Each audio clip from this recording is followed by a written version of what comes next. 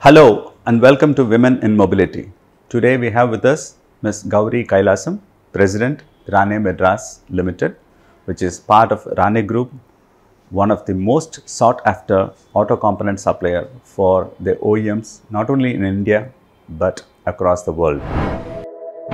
Ms. Kailasam has over 2 decades of experience in the areas of quality assurance and systems, operations management, environment and business planning, serving engineering and automotive companies. She began her career in Ford Motor Company USA and worked in several locations across the globe, heading various functions including quality assurance, production, body shop, business planning functions, etc.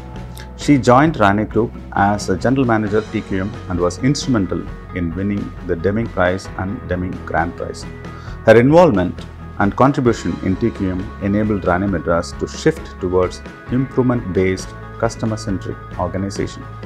She is passionate about teaching. She is also a member of various educational institutions governing council, contributing significant value inputs on the latest industry transformations, emerging concepts and skill needs for the industry to bridge the gap between industry and educational institutions. She actively participates in industry associations like CII, MMA. She was also Vice Chair for CII Tamil Nadu Manufacturing Excellence Committee. She is past Chairwoman of Indian Women Network, Tamil Nadu region. Ms. Kailasam, welcome to Women in Mobility, our initiative to engage with women leaders across the mobility space, to understand the perspectives on leadership and take inspiration from their corporate journey. Welcome, Ms. Kailasam. Thank you very much. Mobility. Thank you very much. So, wanted to check with you, what are the challenges that you faced during your career journey and how you were able to mitigate them? It's a very interesting question that you're asking me. The challenges were personal and the challenges were also official. I mean, in work-related career challenges, all of that were there. First, I'll talk about the personal because it's very easy to deal with, or I felt it was easy to deal with. The first one is when I joined work, I had to be this trailing wife because my husband was working in the automotive industry and I was a chemical engineer, so I had to find a space in the automotive because he was in the automotive industry, and that's how it took off. I'll now speak a little more about the career. So as I told you, since I was a trailing wife and I was a chemical engineer, it was always important for me to look at what is the things that I need to focus on and learn. So learning was very, very important for me. Yeah. Because I was a chemical engineer, so I had to learn environmental engineering to get into the automotive industry, and then from there I moved on to take a look at quality. So there I had to learn again, and then I had to just move to manufacturing where I took care of production shop. I had to learn there. Then I went to manufacturing engineering, had to learn there. Then I had to learn purchasing. So I had these varied experiences. So the only thing that I can talk about the challenges I had was to understand the job and do better than everybody in each of those jobs that I had to. The nuances of the trade, Exactly. And when you're doing these job rotations, you have only a period of about 2 to 5 years. I mean, that's all they give you within that, and then they move you to the next job. So within that time, the challenge for me was to learn quickly, understand the job and start adding value to the people who were there with me or working with me. So what I did was exactly that. I very quickly learned, and most of the things I've learned were all because of people who were either my peers or my people who were reporting to me, because I always learned from them. And from there, by just questioning and asking, you'll be surprised how people want to really support when you are in a mode of wanting to learn. And then when in those discussions, normally you put your mind and you say, okay, how can this be done better? And when you start suggesting that, you sometimes find so much of acceptance from people. So the one thing that I did was to learn plus have an open mind and make it into a discussion, or never like you have to do it this way, you have to do it that way. It wasn't like that. Okay. that's fine to understand this thing. But what was the compelling reason for you to get into quality assurance? It was not much of a choice. Like I told you, I was a trailing wife. So my husband wanted to come back to India. We were in the US and he wanted to come back to India. Okay. So when we came back to India, so the job opportunity that was available, the company I joined in was in quality. So I took on that job and then learned that. And it was a wonderful experience learning quality. And I'm very happy that I learned that as one of my first stepping stones, because my background was in chemical engineering, so environmental engineering. The first foray I made into the automotive was in quality, and I'm glad that was the opportunity that I had. Because quality is the basis for everything. Okay, if today one has to make sure the production numbers are happening on time, you will see that the line will get stopped only if there is a quality issue. Otherwise, it will never get stopped. Correct. Okay, so if you look at engineering and if you're designing something, you will design to make sure no faults are happening. Correct. So when you're in quality, when you find a fault, then you end up understanding more about production, more about engineering, more about manufacturing engineering. You understand all the gamut of it if you have the mindset to understand it. So, so that was a great platform that was given to me, and it was wonderful. So the lady has the final say. Yes, That's true. That's true. And also quality gave you an opportunity. The job gave me an opportunity to understand the systems that are there. So it enabled me to understand how the company worked. Okay. So you understand the processes. Okay, after this, this is what happens in a design, that this is what the FMEA they do. These are the ways that they understand what are the failure modes. So when you go through that document, you actually understand the product so well. So it really helped me quite a bit. So you will root the cause yes. to the analysis. Exactly. Yes, because you have the opportunity. So that actually helped Rane Madras to get Deming and then the grand prize. Correct. So I think you are one of the few or the only one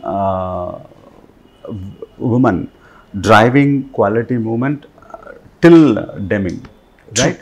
So how has it helped you? Actually, the quality movement to get the Deming has a human touch to it, because it's people who make things happen in an organization. Okay. So it's a cultural change that needed to be made. So I was happy to be part of the cultural change that needed to be made, because you're used to a certain way of working. Now here the Japanese method tells you that you have to go into analysis, you have to go to the depth, you have to understand the root cause, and there can be only one root cause. So all this necessitated a complete change in the way we worked. Okay. So for us to change the way we worked, naturally, you have to understand the human aspects. Absolutely. So it is just not, I come and tell you have to change. You're not going to change. Nobody is going to change. So I have to put it in a position such that you understand the value of what is going to be required. So the management methods had to be changed, and the processes, the way we think had to be changed. So we had this virtuous circle, which we used to call, say the way you think makes you do the processes different. And because you do the process is different, the way you do it, your attitude again changes. So the way you think and the way you do is a virtuous cycle, and that actually gets you to a different level. Yeah. So it helped me understand not only the systems, it did not only help me understand the process or the technical aspects of it, but it also helped me understand the human aspects of it. So it was it was a wonderful job. That's all I can say. So I was very lucky to have a wholesome probably experience. Exactly. It was a wonderful wholesome experience. So the others were easier when it came through. Do you think that women should have a deeper foresight when it comes to their career journey? Absolutely. Women in today's world, especially in manufacturing, the way we need to work is very different from an industry where there are lots of women. So here, it's not any fault of the industry. It just doesn't have many women in this place. Because it doesn't have many women in the place, the society tries to think, can the new woman who's going to come here adjust to this, make this happen? For example, for my case, there was always a doubt in people's mind, can she handle a union? Okay. Will she be able to do a union discussions? And it's very important. You cannot just make someone as the head of a plant or a head of a company without having figured out if the person can handle it or not. Yeah. And there have not been any prior experiences of women having done it. So the test is a little more for women. Okay. So it is important that women think through this and put in a little more hard work than what a man would have to put in. Okay. It is important to put in a little more. Then it's equal, and we need many more now so that the next generation of women who are coming there don't have to do this proving. And there's no fault, you know, when somebody is, if you say that your son is going to do a bungee jumping, okay, you'll be afraid, right? Yep. That's the same thing in an industry. When a job is going to be given to someone, they want to be making sure, you know, is there any data points to make sure that this will be a success? So that evaluation has to be made, isn't it not? And that's what people are doing. And they don't have prior experience of women having done this. Okay. So that doubt is going to be there. And there's no point in talking about the environment is bad, people are not fair to women, because that's not true. Okay. That is not true. But then that may not be in another industry where in the past women have, you know, set the standards. So when you're going into that industry, you don't have that. It'll be more of a fair playing ground. So does that mean the family responsibility is holding women back going forward? I don't think so. Today, I don't think it is like that.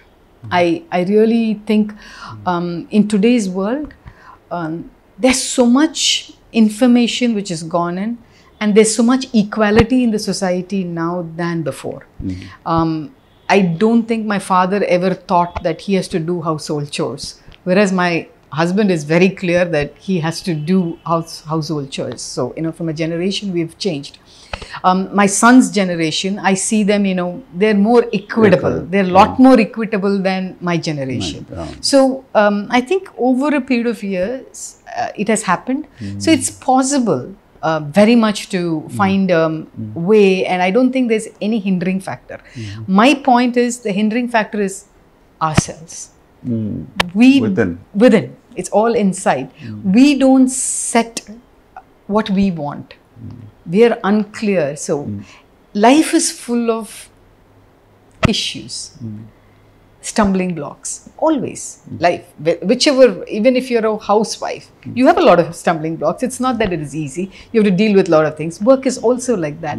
Everywhere life gives you these stumbling blocks. But if you have the thought process that you want to overcome it, you can always overcome it. Okay. So the inner one, I think each one should talk to oneself inside to say, yes, I want to do it. I want to have the passion for this. I want to achieve it. Naturally, you will find solutions that just start coming in. So that's interesting. So what will be the 5 mantras that you will advise the aspiring women leaders? One is, learning is always something very, very close to me, because unless you're always in that ever learning mode, it's not only women, men, women, nobody can go through. The second one is always have a higher purpose or goal in your mind. It's again for men, women, or whatever. That higher purpose of goal actually guides you to where you want to be. So therefore, you will start empowering people, enabling people all to be together. So all that is very much possible. And specifically for women, don't feel constrained. That you need to find a work-life balance, because men also have to find their work-life balance. It's just not only you. So don't think it's only your responsibility. And the other one for women is my favorite one. Don't be guilty about anything. Guilt is a wasted emotion, so don't live in that. So instead of feeling guilty, look at what you can do. Okay, you're in a particular situation. see what you can do to make the best out of it. Yeah. So that is the best thing, because guilt is a negative emotion which only makes you go down. Pulls you down. So it doesn't make you be positive. Yeah. So if you instead change that guilt into what is that I can do, Okay. then the guilt changes into what is that I can do. For example, you instead of saying that I'm not spending time with my son, I can say, how am I going to spend time with my son? Okay. What am I going to do to spend time with my son? Okay. So then you are progressing. Okay, your aim should be that you're spending 1 hour, but you may do only 15 minutes, but at least you're progressing. Instead of thinking of the 45 minutes you didn't spend time with him, you can think of the 15 minutes you spent time. So it is a more positive one. So change your guilt into something positive. And the last one for women is look at what you have to do to network and find this time for yourself. Yourself. Networking is spending time with people you like, and networking is not only to say that I have to get ahead in my career. No, that is not the only one I'm talking about. Network has got a lot of other benefits. When you network, you first learn. Second thing, you know what is the new things that is happening in the industry, in wherever you are. Third, it also helps you let yourself down. So network with your own college mates or your schoolmates or something, because they may be in different industries, but just networking and being time and spending time with them gives you an opportunity to be yourself. And therefore you also learn new things from everybody on what is happening there, which you can apply, and you make new friends, and it's also me time. It's time for you to say, I'm going to spend certain time of my life to myself. So it'll help in all ways. Networking really helps in all ways. But do you see the new mobility will give a lot of opportunity for women to grow up in the world later? Absolutely, absolutely. The reason is today lot is moving into electronics.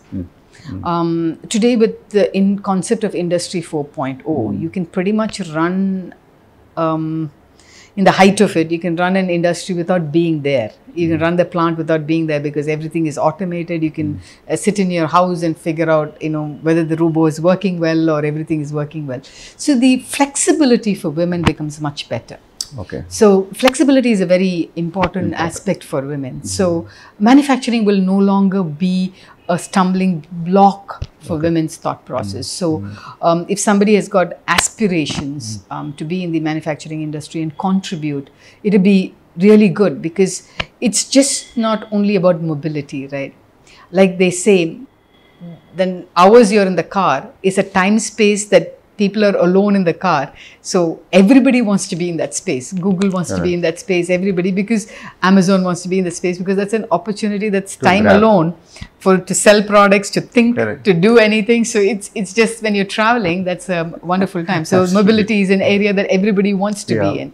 So, so if you have any of those passions, if you're part of mobility, you can bring in your aspirations and make it happen.